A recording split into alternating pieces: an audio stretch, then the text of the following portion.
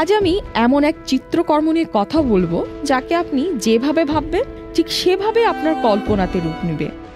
কখনো হাসির মুগ্ধতায়, কখনো বিষণ্ণতায়, আবার কখনো বা গাম্ভীর্যের স্নিগ্ধতায়। আপনি কি কল্পনা করতে পারছেন আমি কোন চিত্রকর্মটি নিয়ে কথা বলছি? সালটি ছিল 1503 থেকে 1506 সালের মধ্যে। পৃথিবীর এক রহস্যময় চিত্রকর্ম লিসা গেরার্দিনি, যাকে আমরা লিওনার্দো দা ভিঞ্চির আঁকা মোনালিসা নামে চিনি।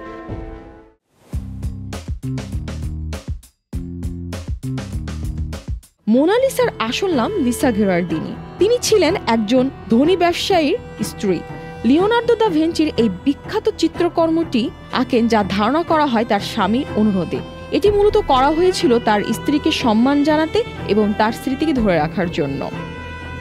অনেক গবেষণায় এই ছবির মানসিক দিকগুলো খুঁজে বের করার চেষ্টা করেছে। চেহারার আলো ছায়া, তার চোখের দৃষ্টি এবং তার ঠোঁটের অনন্য অভিব্যক্ত নিয়ে নানা বিশ্লেষণ হয়েছে। কিন্তু লিওনার্দো দা ভিঞ্চির তার শিল্পকর্মের মধ্যে এমন কিছু রেখে গেছেন যা হয়তো চিরকাল রহস্যময় থেকে যাবে। এছাড়াও মোনালিসার চিত্রকর্মের একটি আকর্ষণীয় বৈশিষ্ট্য হলো তার চোখের দৃষ্টি, যা যেন যে কোনো দিক থেকে দর্শকের দিকে তাকিয়ে থাকে।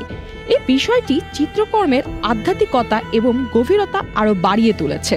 মোনালিসার এই চিত্রকর্মটি প্রথমে ইতালিতে ছিল, তবে পরে লিওনার্দো এটি ফ্রান্সে নিয়ে চলে আসেন এবং ফ্রান্সের রাজা ফ্রান্সিস প্রথমে এটি সংগ্রহ করেন। বর্তমানে এটি ফ্রান্সের লুভর মিউজিয়ামে সংরক্ষিত আছে। 500 বছর পরেও এই চিত্রকর্মটি দেখতে আসার জন্য হাজারো মানুষের ভিড় পড়ে। মোনালিসার এই চিত্রকর্মটিকে কেন্দ্র করে চুরির কাহিনী, নকলের প্রচেষ্টা এবং এর প্রতি বিশ্বব্যাপী আগ্রহ চিত্রকর্মটিকে যেন আরো বিখ্যাত করে তুলেছে। লুভর মিউজিয়ামে প্রদর্শিত মোনালিসার প্রতিদিন হাজার হাজার দর্শকের মন জয় করেছে, যা শিল্পের প্রতি মানুষের গভীর আগ্রহের একটি অনন্য উদাহরণ।